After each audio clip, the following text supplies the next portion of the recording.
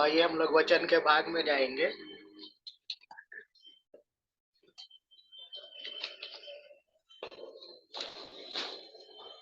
मैं एक बार फिर से परमेश्वर पिता को धन्यवाद देता हूँ आज की शाम के लिए कि प्रभु ने हमें यह अवसर दिया कि हम फिर से उनकी पवित्र उपस्थिति में बैठने पाते हैं। मैं वचन में जाने से पहले प्रार्थना करूंगा। आइए प्रार्थना करें। धन्यवाद देते परमेश्वर पिता एक बार फिर से प्रभु जी सारी आशीषों के लिए जो आपने हमें दिया। पिता आपने हमें यह अवसर दिया कि हम फिर से आपकी पवित्र उपस्थिति में बैठने पाते हैं प्रभु जी। और आज की शाम जो वचन को हम सीखते हैं उसे सीखने में सहायता मदद करें पिता। और एक आशीषों के लिए आपका धन्यवाद देते हैं और विनती उद्धार करता प्रभु यीशु मसीह के नाम से मांगते हैं, आमीन। आइए हम लोग वचन में से देखेंगे कुछ बातों को और सीखेंगे। मेरे साथ निकाल लीजिए दूसरा तीमुथियुस की पत्री उसका दूसरा अध्याय उसका 15 वचन। दूसरा तीमुथियुस दूसरा अध्याय 15 वचन।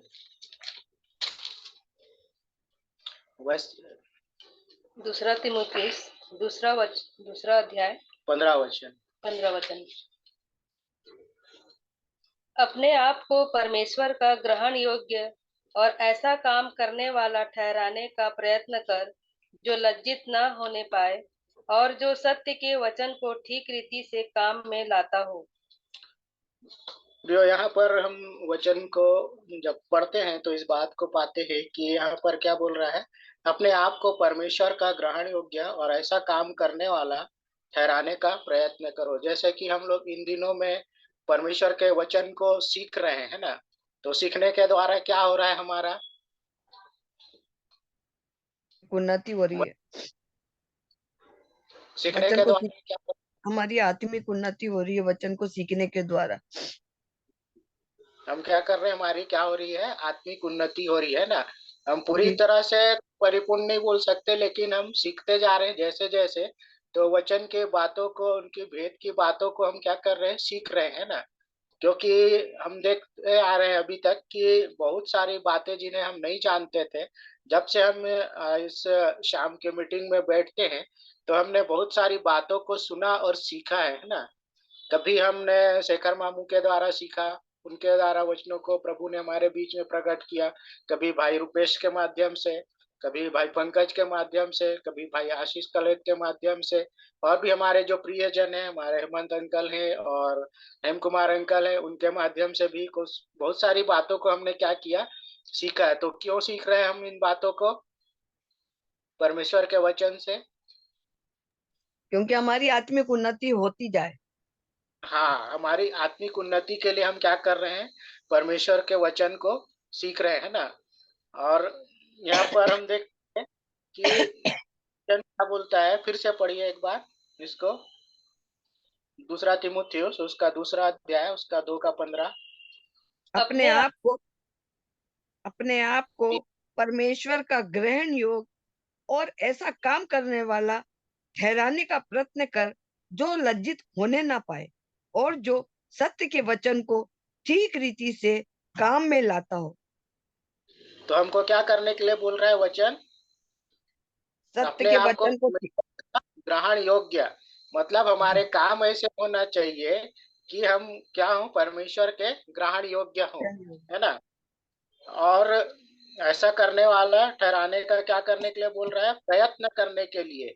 मतलब हम क्या कर रहे हैं, अपने आप को परमेश्वर का योग्य ठहराने के लिए प्रयत्न कर रहे हैं, काम कर रहे हैं ना, कि हमारी हानि ना हो और हमें लज्जित होना ना पड़े। अगर समझ लीजिए एक छोटा सा उदाहरण, अगर हम में से किसी ने कुछ गलत काम किया और कुछ लोगों के सामने अगर प्रकट हो जाए तो क्या होगा हमारा, बताइए। अगर हमने कुछ ऐसे काम कर दिए जो हमको करना नहीं चाहिए और वो अगर प्रकट हो गए हमारे काम, तो हमें क्या उठाना पड़ेगा, क्या होना पड़ेगा, लज्जित होना पड़ेगा, है ना। तो वचन हमको क्या कर रहा है, चेतावनी दे रहा है कि काम ऐसा मत करो कि तुमको क्या हो, लज्जित होना ना पड़े। ठीक है।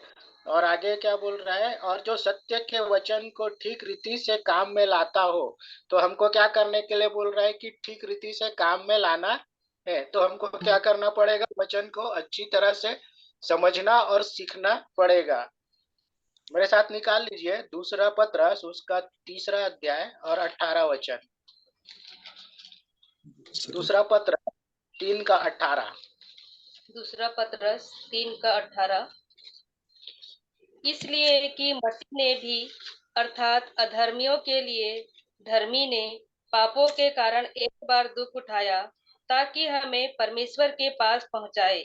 वह शरीर के भाव से तो घात किया गया पर आत्मा के भाव से दिलाया गया। दूसरा पत्र 3 का 18। पर हमारे प्रभु और उद्धारकर्ता यीशु मसीह के अनुग्रह और पहचान में बढ़ते जाओ। उसी की महिमा अब भी हो और युगानुग होती रहे। आमीन। हाँ, तो कैसे बढ़ने के लिए बोल रहा है वचन हमको? आत्मिक उन्नति कैसे होगी? उसके अनुग्रह और पहचान में बढ़ते जाओ। हाँ, कि लोग हमें जाने कि हम क्या है, प्रभु यीशु मसीह के लोग हैं। तो हमको क्या करना पड़ेगा? उसके जैसा बनना पड़ेगा। अगर हमको बनना है तो क्या करना पड़ेगा? जो हमारे काम है ना? हम सब जानते हैं कि हमारा काम कैसा है। जी हाँ। जी। बताइए। हमारे चलिए काम, निकाल। हमारे मैले भले गलातियों काम। निकालिए। हमारे धार्मिकता के काम मैले चिथड़े के बराबर है। हाँ, गलातियों की पत्री उसका 5वां अध्याय निकालिए और 19 वचन से पढ़ना शुरू कीजिए। शरीर के काम तो प्रकट है, अर्थात वे विचार, गंदे काम, लुचपन, मूर्ति पूजा, टोना, बैर, झगड़ा, ईर्ष्या, क्रोध, विरोध, फूट, विधर्म, डाह, मतवालापन, लीला कीड़ा और इनके जैसे और भी काम है। हाँ, तो हमको क्या करना है, ये जो काम है ना, तो अभी हमको पता चल गया ना हमारा काम कैसा है। तो इन सारे कामों को क्या करना पड़ेगा, हमको पूरी रीति से छोड़ना पड़ेगा। क्योंकि हम लोग क्या करते हैं, कुछ को कर देते हैं, कुछ को छोड़ देते हैं। यानी हम क्या हो जाते हैं, हर बार चूक जाते हैं, गलतियां कर बैठते हैं। तो हमको क्या करना पड़ेगा, जो ऐसे काम है उसको छोड़ना पड़ेगा, दूर रहना पड़ेगा ऐसे काम से। तभी हम क्या होंगे, परमेश्वर के राज्य के वारिस होंगे। अगर नहीं छोड़ेंगे तो वारिस होंगे क्या? नहीं होंगे। तो हमको क्या करना पड़ेगा, इसके लिए वचन को सीखना जरूरी है और अच्छी तरह सीखना जरूरी है। और वचन हमको क्या बताता है, देखेंगे आगे। प्रेरितों के काम उसका 17 अध्याय 10 और 11 वचन। प्रेरितों के काम 17 अध्याय 10 और 11। तो इसको इसको बंद करना हो तो क्या बंद पूरा? हाँ, मतलब इसको बंद करना है, नहीं देखना है तो इसको दबाना ना। इसको सत्रह नीचे अध्याय 10 और 11 वचन।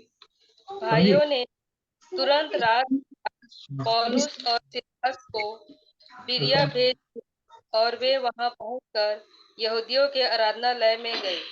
ये लोग तो थिस्सलुनीके के यहूदियों से भले थे और उन्होंने बड़ी लालसा से वचन ग्रहण किया और प्रतिदिन पवित्र शास्त्रों में ढूंढते रहे कि ये बातें यूं ही है कि नहीं। यहाँ पर देखिए, जब वचन का प्रचार होता था उस समय में, तो जो लोग सुनते थे वो क्या करते थे, ढूंढते थे। क्या ढूंढते थे कि जो बताया जा रहा है वचन वो सचमुच में सही है या नहीं, है ना? तो मेरे और आपके पास परमेश्वर का वचन है जिसको हम पढ़ करके ढूंढ सकते हैं और समझ भी सकते हैं। या हमको कुछ बातें समझ में ना आए तो जैसे हमारे आशीष है, जिनसे आप क्या कर सकते हैं, प्रश्न करते हैं और वो उसका उत्तर देते हैं, है ना? वचन से वो समझाते हैं और सिखाते हैं। तो परमेश्वर पिता ने हमको क्या किया है, एक माध्यम भाई को बनाया है, मतलब दिया हुआ है कि वो हमारे प्रश्नों का उत्तर वचन से देते हैं ना, बताते हैं या सिखाते हैं। तो यहाँ पर हम इस बात को देखते हैं कि हमको क्या करना है, हमेशा सत्य की खोज में रहना है। और जो सत्य है हम जानते हैं कि कौन सत्य है, प्रभु यीशु। और वचन जो है, परमेश्वर का जो वचन है वो सत्य है, तो हमको उसके अनुसार हमें चलना जरूरी है। तो आगे देखेंगे याकूब की पत्री उसका 1 अध्याय 21 से 25 वचन। याकूब की पत्री उसका पहला अध्याय 21 से 25।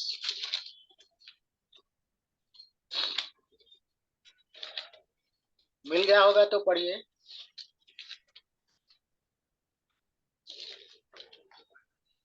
25 को पढ़ना है कि 19 से?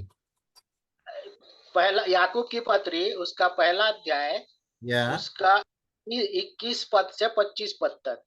21 से 25। इसलिए सारी मलिनता और बैर भाव की बढ़ती को दूर करके उस वचन को नम्रता से ग्रहण कर लो जो हृदय में बोया गया और तुम्हारे प्राणों का उद्धार कर सकता है।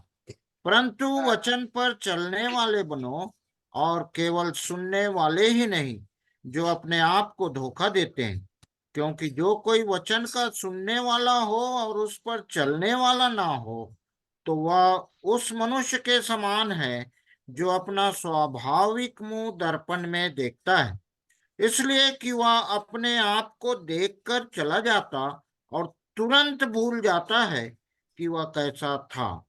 पर जो व्यक्ति स्वतंत्रता की सिद्ध व्यवस्था पर ध्यान करता रहता है, वह अपने काम में इसलिए आशीष पाएगा कि सुनकर भूलता नहीं, पर वैसा ही काम करता है।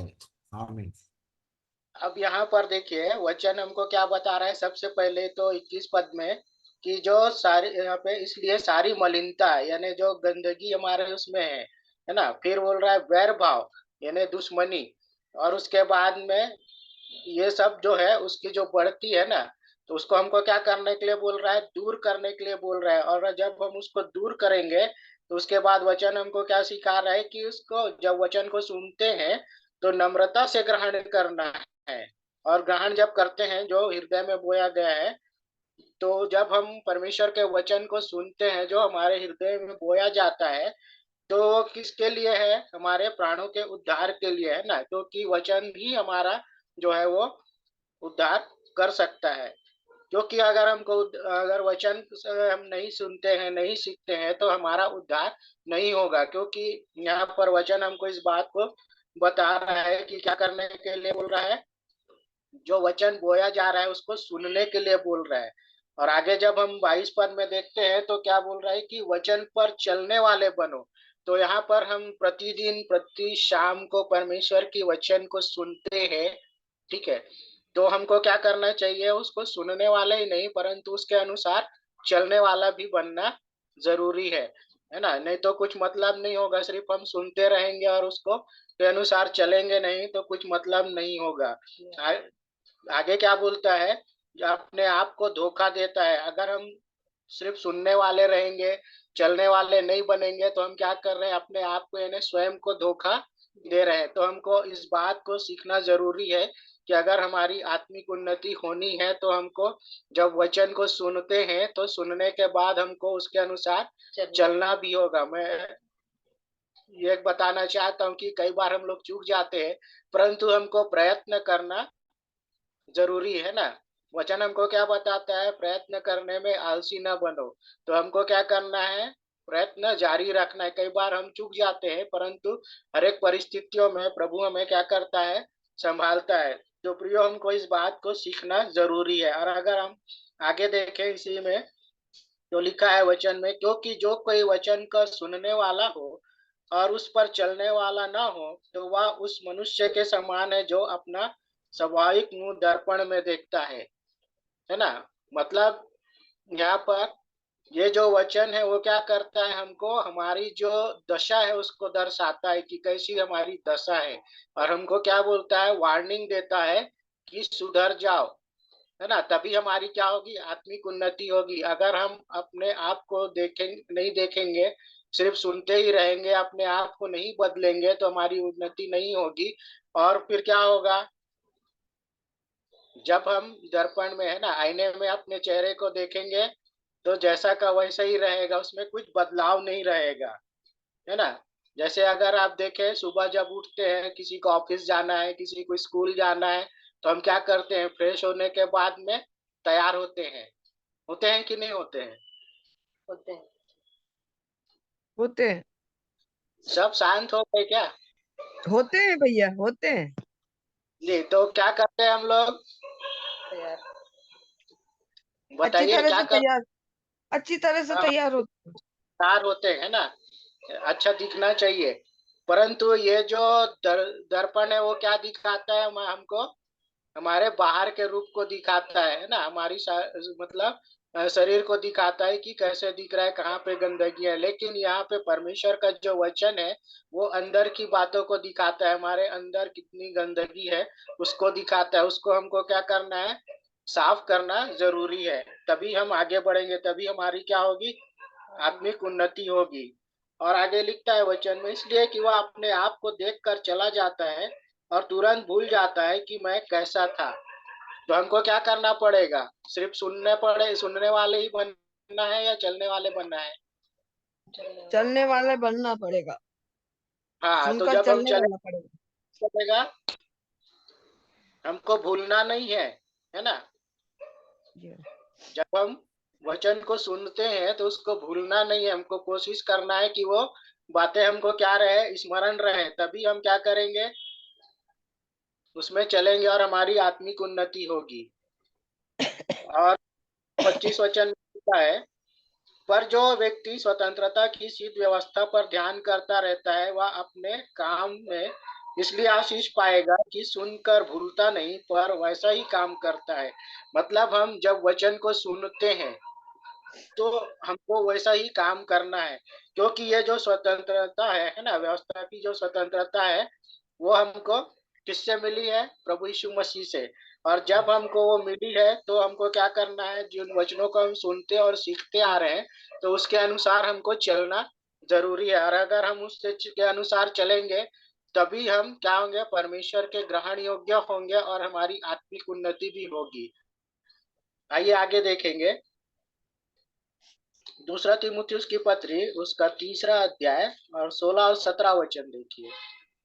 दूसरा तीमुथियुस उसका 3 अध्याय 16 और 17। संपूर्ण पवित्र शास्त्र परमेश्वर की प्रेरणा से रचा गया है और उपदेशक और समझाने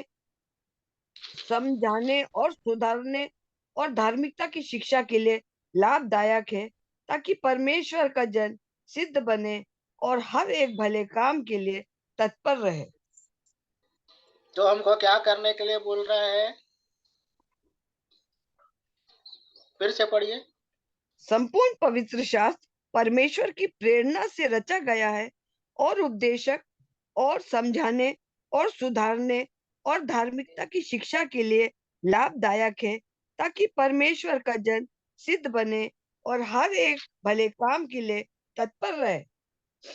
हाँ, तो हमको क्या करने के लिए बोल रहा है, हर एक भले काम करने के लिए तत्पर रहने के लिए बोला गया है ना, और सिद्ध बनने के लिए। तो हम वचन को सीखते जा रहे हैं तो हमको क्या बनना पड़ेगा, सिद्ध होना जरूरी है। तो उसके लिए हमको क्या करना पड़ेगा, सिर्फ सुनना ही नहीं, उसके अनुसार चलना भी चलिए, पड़ेगा, यानी को अपने जीवन में बदलाव लाना पड़ेगा, है ना। यहाँ पर 16 में लिखा है, हर एक पवित्र शास्त्र परमेश्वर की प्रेरणा से रचा गया है। तो ये जो वचन है वो किसकी प्रेरणा से रचा गया है, परमेश्वर की, है ना। और आगे क्या बोलता है वचन, और उपदेश और समझाने और सुधारने और धर्म की शिक्षा के लिए लाभदायक है। मतलब हमको क्या करने के लिए, समझाने और सुधारने सुधारने। के लिए। हम वचनों को हम पढ़ते हैं, आप इसको ऐसे ही समझ लीजिए, जब हम परमेश्वर के वचन को पढ़ते हैं और जब हम पढ़ते हैं पता चलता है कि हम हमारी दशा कैसी है ना, हम हमारा जो स्थिति है वो कैसी है, हमने क्या क्या किया है, ये हमको क्या करता है, बताता, सिखाता है। हमको दोनों बातों को सिखाता है। कौन कौन सी, पहली बात तो ये है कि बुरी बातों को, और दूसरा जो है अच्छी बातों को, है ना। ये जो दो बातें हैं, इन दोनों बातों को परमेश्वर का वचन हमको बताता है और हमारा मार्गदर्शन करता है कि हम अगर गलत काम करेंगे तो उसका परिणाम क्या होगा, और अगर हम सही काम करेंगे तो हमारा जो है उस परिणाम क्या होगा, है ना। अगर हम गलत काम करेंगे तो हम क्या होंगे, बताइए, गलत काम करेंगे तो क्या होगा। परमेश्वर के राज्य के वारिस नहीं हो पाएंगे। फिर से सब शांत हो गए लग रहा है। हेलो, जी। क्या होगा बताइए? अगर गलत काम करेंगे तो क्या होगा? इसकी सजा मिलेगी, हाँ, और सही काम करेंगे तो पुरस्कार मिलेगा। परमेश्वर की आशीष मिलेगी, जी हाँ। है ना। पुरस्कार में क्या मिलेगा? परमेश्वर की आशीष मिलेगा, है ना। प्रभु में हम बढ़ेंगे, अगर जी उनके मार्गों पर चलेंगे तब तभी हमारी उन्नति होगी। अगर हम गलत काम करेंगे तो हमारी उन्नति होने वाली नहीं है, जहाँ के हम वहीं रहेंगे। देखेंगे आगे और वचन से दूसरा पत्रस उसका 1 का 5, दूसरा पत्रस उसका पहला अध्याय और 5वां वचन।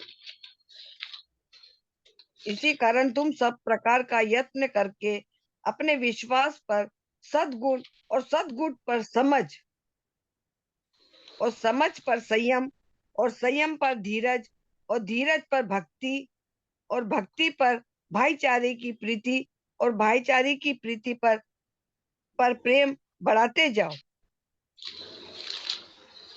क्या करने के लिए बोल रहा है? विश्वास पर, अपने विश्वास पर सद्गुण, सद्गुण पर समझ और समझ हाँ, पर संयम और संयम पर धीरज और धीरज पर भक्ति और भक्ति पर भाईचारे की प्रीति और भाईचारे की प्रीति पर प्रेम बढ़ाते जाओ। तो क्या करने के लिए बोल रहा है? प्रेम बढ़ाने के लिए बोल रहा है ना यहाँ पर। जी और हर एक बातों में क्या करने के लिए बोल रहा है?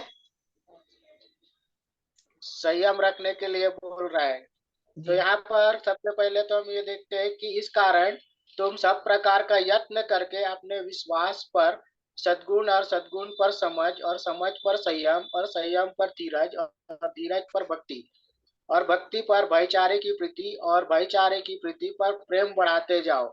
मतलब यहाँ पर जो है वो ऐसा समझ लीजिए, जैसे अगर हमको कहीं पर कोई घर है और हमको छत पर जाना है तो हम क्या करते हैं?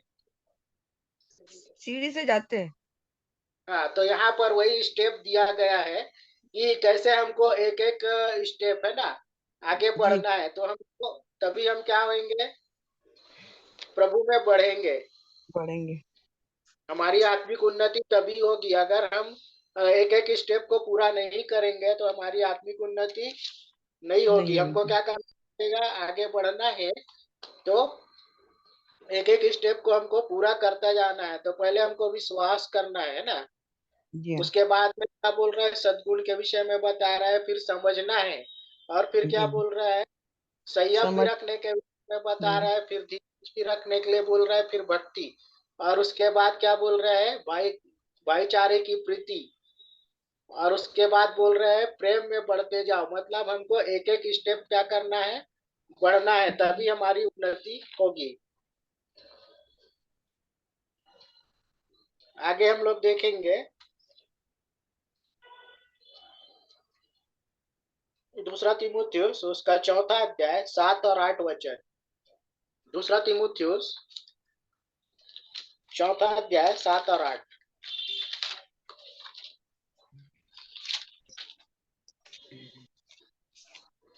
दूसरा तिमुथियुस, दूसरा तिमुथियुस 4 अध्याय जी 7 और उसका 8। 7 7 और और 8। 8। मैं अच्छी कुश्ती लड़ चुका हूँ, मैंने अपनी दौड़ पूरी कर ली है, मैंने विश्वास की रखवाली की है। भविष्य में मेरे लिए धर्म का मुकुट रखा हुआ है, जिसे प्रभु जो धर्मी और न्यायी है मुझे उस दिन देगा, और मुझे ही नहीं वरन उन सबको भी जो उसके प्रकट होने को प्रिय जानते हैं। हाँ, तो यहाँ पर क्या बोल रहा है वचन हमको? पौलुस बोलता है कि मैं अच्छी कुश्ती लड़ चुका हूँ, मैंने अपनी दौड़ पूरी कर ली है, मैंने विश्वास की रखवाली की है। ठीक है, यहाँ पर 7 वचन में पौलुस इन बातों को बता रहा है। तो हमको क्या करना पड़ेगा? अच्छी हमारी कुश्ती आत्मिक लड़ना उन्नति के लिए क्या करना पड़ेगा? कुश्ती लड़ना पड़ेगा पौलुस के समान। जी और उसके बाद वचन क्या बोल रहा है, विश्वास की रखवाली भी करना पड़ेगा। अगर हम लोग जो है अगर कुश्ती नहीं लड़ेंगे तो क्या होगा। ये जो परिस्थितियां हैं, ये जो कुश्ती लड़ने का मतलब यहाँ पर ये है कि जब हम परमेश्वर की पवित्र उपस्थिति में बैठते हैं या फिर हम जब प्रभु में बने रहते हैं, तब क्या होता है, कई सारी रुकावटें आती, कई सारी परेशानियां आती, जैसे पौलुस के जीवन में आया, है ना। तो इसलिए वो क्या बोल रहा है कि अच्छी कुश्ती लड़ा, और उसके बाद फिर क्या बोला वो, विश्वास में बना रहा, है ना। जी क्योंकि अगर आप देखिए कई बार परिस्थितियां अगर कुछ ऐसी है और हम क्या होते हैं उसमें स्थिर नहीं रहते हैं ना, हम उससे लड़ नहीं पाते हैं, और तब क्या होता है, हम समर्पण कर देते हैं, है ना। तो जी उसका परिणाम क्या होगा, जो जीवन प्रभु ने हमें दिया उसको हम गवा देंगे। क्योंकि हम, जरूरी ये है कि अगर हमने वो कुश्ती नहीं लड़ी, जैसा पौलुस ने वचन में बताया है कि उसने क्या किया, मैं अच्छी कुश्ती लड़ चुका हूँ। मतलब आप पौलुस के जीवन को देख सकते हैं कि उनकी परिस्थिति कैसी थी, और वो बोल रहा है कि मैंने अपनी दौड़ पूरी कर ली है, मैंने विश्वास की रखवाली की है। तो हमको क्या करना पड़ेगा, विश्वास की रखवाली भी करना पड़ेगा, उसमें बने रहना भी पड़ेगा, और वचन के अनुसार चलना भी पड़ेगा। क्योंकि अगर जब हम सुनते हैं और चलेंगे नहीं तो क्या होएगा, हमारी आत्मिक उन्नति नहीं होगी। इसलिए हम आगे देखेंगे, यहाँ पर लिखा है, भविष्य में मेरे लिए धर्म का वह मुकुट रखा हुआ है, जिसे प्रभु जो धर्मी और न्यायी है मुझे उस दिन देगा, और मुझे ही नहीं वरन उन सबको भी जो उसके प्रकट होने को प्रिय जानते हैं। तो हमको इस बात को वचन क्या बता रहा है कि एक मुकुट के विषय में बोला जा रहा है यहाँ पर, है ना। तो किनको मिलेगा, जो विश्वास की रखवाली करेंगे, अच्छी कुश्ती लड़ेंगे, उनके लिए है। मतलब जो अंत तक धीरज रखेंगे, प्रभु में बने रहेंगे, और उनके लिए यहाँ पर है।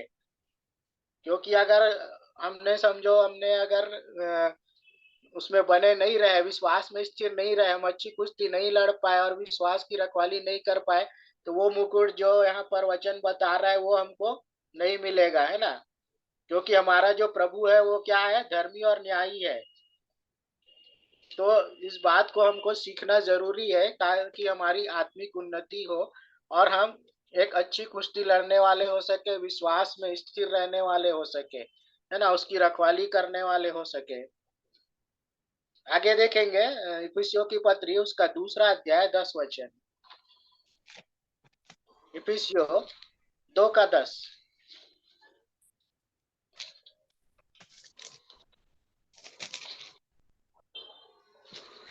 क्योंकि हम उसके बनाए हुए हैं और मसीह यीशु में उन भले कामों के लिए सृजे गए हैं, जिन्हें परमेश्वर ने पहले से हमारे लिए तैयार किया है।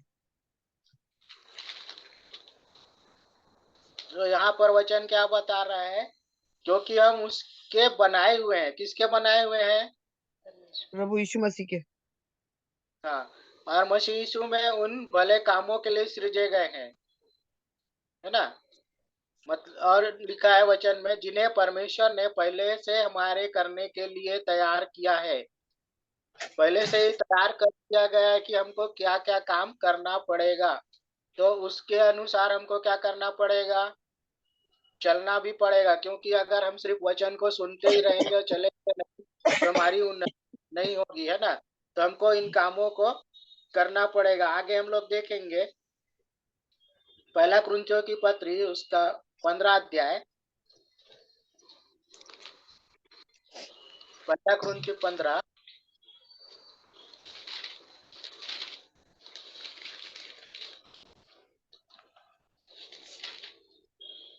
उसका 58 वचन को पढ़िएगा। इसलिए हे मेरे प्रिय भाइयों, दृढ़ और अटल रहो और प्रभु के काम में सर्वदा बढ़ते जाओ, क्योंकि यह जानते हो कि तुम्हारा परिश्रम प्रभु में व्यर्थ नहीं है। हाँ, तो हमारी उन्नति कैसे होगी? हमको उनका काम करना पड़ेगा। तो काम क्या करने के विषय में बोल रहा है? सो है मेरे प्रिय भाइयों, दृढ़ और अटल रहो। तो हमको क्या करना पड़ेगा? दृढ़ और अटल रहना पड़ेगा, है ना। अगर हम डावाडोल रहेंगे तो हम प्रभु में बने नहीं रहेंगे। प्रभु में बने रहना है तो हमको दृढ़ दृढ़ रहना पड़ेगा और अटल रहना पड़ेगा, यानी हमको उसमें बने रहना पड़ेगा। और तभी हम क्या होंगे? प्रभु के काम में बढ़ते जाएंगे, है ना। और वचन कहता है, क्योंकि वह ये जानते हो कि तुम्हारा परिश्रम प्रभु में व्यर्थ नहीं। अगर हम प्रभु में बढ़ेंगे, है ना, काम करेंगे जैसा वचन हमें सिखाता है, और हम उसमें बने रहेंगे, तो हमारा जो परिश्रम है वो व्यर्थ नहीं होगा। इस बात को ध्यान में रखिएगा, क्योंकि हमारे जीवन में बहुत सारी परेशानियां आती है, हम कई सारी परिस्थितियों से गुजरते हैं, और प्रभु के पवित्र उपस्थिति में हम क्या हो जाते हैं? दूर हो जाते हैं। और दूर होने के कारण से हमारी आत्मिक उन्नति नहीं होती। तो उसके वजह से क्या होगा? हमको हानि उठाना पड़ेगा, लज्जित होना पड़ेगा। इसलिए जरूरी है कि हम प्रभु में बने रहें, तभी क्या होगा? हमारा परिश्रम व्यर्थ नहीं होगा। आगे देखेंगे, तीतुस की पत्री उसका दूसरा अध्याय 14 वचन। तीतुस 2:14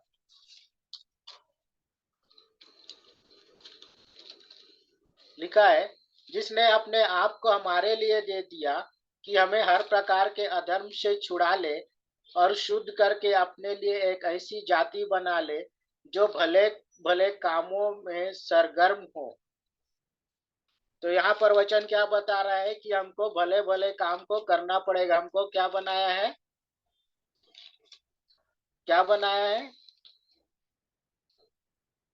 जिसने अपने आप को हमारे लिए दे दिया। सबसे पहले तो प्रभु यीशु मसीह ने क्या किया?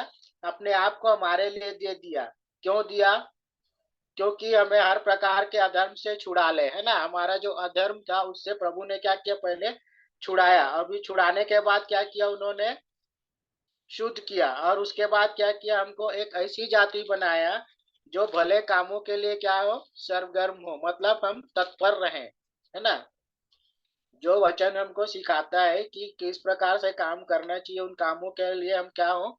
तत्पर हो और प्रभु में बने रहें, तभी हमारी क्या होगी? आत्मिक उन्नति होगी। और देखेंगे दूसरा तीमुथियुस उसका दूसरा अध्याय 21 वचन। दूसरा तीमुथियुस दूसरा अध्याय 21 वचन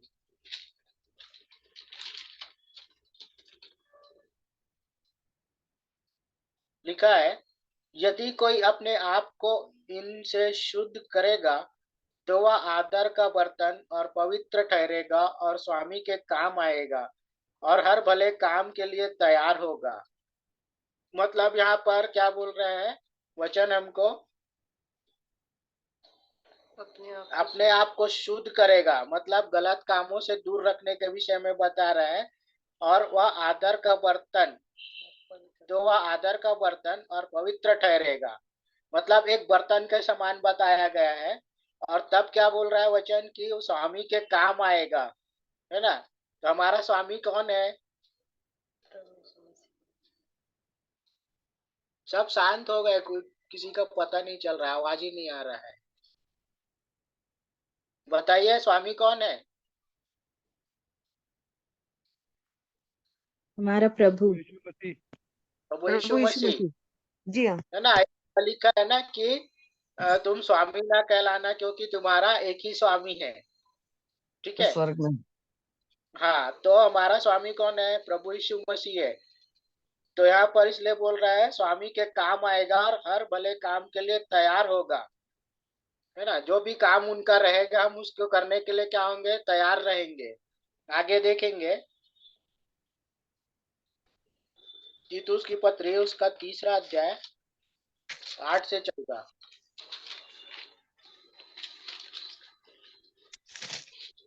3 का 8 से 14 पढ़िए। तीतुस उसका तीसरा अध्याय 8 से 14। तीतुस 3 का 8 से 14। 8 से 14। जैसे यन्नेस और यम्ब्रेस ने मूसा का विरोध किया था, वैसे ही ये भी सत्य का विरोध करते हैं। ये में ऐसे मनुष्य जिनकी बुद्धि भ्रष्ट हो गई है और वे विश्वास के विषय में निकम्मे हैं, पर ये इससे आगे नहीं बढ़ सकते, क्योंकि जैसे उनकी अज्ञानता सब मनुष्यों पर प्रकट हो गई थी, वैसे ही इनकी भी हो जाएगी। तीतुस उसका 3रा अध्याय 8 से 14 पढ़िए। अच्छा, परंतु यह तूने उपदेशक, चाल चलन, मनसा, विश्वास, सहनशीलता, प्रेम, धीरज और सताए जाने और दुख उठाने में मेरा साथ दिया, और ऐसे दुखों में भी जो अंताकिया और इकुनियुस न्यूम और लुस्त्रा में। तीतुस का 3रा अध्याय 8 से 14। अच्छा, यह बात सच है, और मैं चाहता हूँ कि तू इन बातों के विषय में दृढ़ता से बोले, इसलिए कि जिन्होंने परमेश्वर पर विश्वास किया है वे भले भले कामों में लगे रहने का ध्यान रखें। ये बातें भली और मनुष्य के लाभ की हैं, पर मूर्खता के विवादों और वंशावलियों और विरोध और झगड़ों से जो व्यवस्था के विषय में हो बचा रह, क्योंकि वे निष्फल और व्यर्थ हैं। किसी पाखंडी को 1-2 बार समझा बुझा कर उससे अलग रह, यह जानकर कि ऐसा मनुष्य भटक गया है और अपने आप को दोषी ठहराकर पाप करता रहता है। पर मैं तेरे पास अर्तिमास या तिखिकुस को भेजूं, जो मेरे पास निकुलिया पुलिस और आने का प्रयत्न करना, क्योंकि मैंने वही जाड़ा काटने का निश्चय किया है। जेनास व्यवस्थापक और अपुल्लोस को यत्न करके आगे पहुंचा दे, और देख कि उन्हें किसी वस्तु की घटी न होने पाए। हमारे लोग भी आवश्यकताओं को पूरा करने के लिए अच्छे कामों में लगे रहना सीखें, ताकि निष्फल न रहें। तो हमको क्या करना पड़ेगा? इन वचनों के अनुसार हमारा काम होना जरूरी है ना। तभी क्या होगा? यहाँ पर 14 वचन में लिखा, और हमारे लोग भी आवश्यकताओं को पूरा करने के लिए अच्छे कामों में लगे रहना सीखे, ताकि निष्फल ना हो। तो हमको क्या करना पड़ेगा? अच्छे कामों को करने के लिए लगे रहना है ना, ताकि क्या हो? निष्फल ना निष्फल हो। ना हो। हमको जरूरी है। और हमको इस बात को क्या करना जरूरी है? अगर हमारी आत्मिक उन्नति जरूरी है, तो हमको क्या करना पड़ेगा? प्रभु में बने रहना पड़ेगा। अगर हम वचन को सुनते हैं तो सुनने वाले नहीं, परंतु हमको क्या करना पड़ेगा? उसके अनुसार चलने चलने वाला भी वाले। बनती है। क्योंकि हम काफी समयों से हम परमेश्वर के वचन को सुनते और सीखते आ रहे हैं, है ना। और वचन हमको बताता है कि समय के साथ में सयाना हो जाना चाहिए सर। वचन हमको बताता है, क्योंकि हम काफी समय से सुन रहे हैं ना। बहुत बार हम बहुत सारे बातों को बचपन से सुनते और सीखते आ रहे हैं। शायद उस समय हमारी समझ इतनी नहीं रही होगी कि हम उन बातों को समझ पाए, परंतु जैसे जैसे हम आगे बढ़ते गए और वचन को हम सुनने लगे और समझने लगे, तो हमको इस बात को सीखना जरूरी है कि जब हमने सुना है तो उसे हमको पकड़े रहना जरूरी है। अगर हम प्रभु बने रहेंगे तभी आत्मिक उन्नति होगी। अगर हम प्रभु में नहीं बने रहेंगे, है ना, उनकी आवाज को नहीं सुनेंगे, सिर्फ हम हे प्रभु करते रहेंगे, तो हमको कुछ मिलने वाला नहीं। हमारी आत्मिक उन्नति नहीं होगी। हमको उसकी आवाज को सुनना जरूरी है। सो प्रभु में प्रियो, एक बार फिर से मैं परमेश्वर पिता को धन्यवाद देता हूँ आज की शाम के लिए। और आशा करता हूँ कि आप सबों ने परमेश्वर के वचन से आशीष हुए होंगे। और यदि कोई कुछ बोलना चाहता है तो अवसर होगा, अगर नहीं तो हम फिर अंतिम प्रार्थना में जाएंगे। आइए हम लोग प्रार्थना करेंगे। धन्यवाद देते हैं परमेश्वर पिता एक बार फिर से प्रभु जी, सारी आशीषों के लिए जो आपने हमें दिया। तब परमेश्वर हम धन्यवाद देते हैं आज के इन वचनों के लिए, जिससे आपने हमें सीखने का अवसर दिया। प्रभु जी, होने दीजिए कि हम आपके वचनों को सिर्फ सुनने वाले नहीं, परंतु उसके अनुसार चलने वाले हो सके पिता, ताकि प्रभु जी हमारी आत्मिक उन्नति होने पाए पिता परमेश्वर, और हम आप में बने रहे, आपकी अगुवाई में हम चलने वाले हो सके और शैतान के हर एक जाल फंदों से हम बचे रहने वाले हो सके प्रभु जी। जैसे पौलुस ने अच्छी कुश्ती लड़ी, वैसे ही हम भी कुश्ती लड़ने वाले हो सके पिता परमेश्वर। और प्रभु जी हम विश्वास की रखवाली को भी करने वाले हो सके प्रभु। मैं इसी आपसे दया और अनुग्रह को चाहते हैं प्रभु जी। जितने आज मीटिंग में जुड़े हर एक को आशीषित करे प्रभु, और अपनी महिमा में हर एक को बढ़ाए पिता परमेश्वर। इस रात्रि के समय में भी आप हर एक के संग और साथ हो प्रभु जी।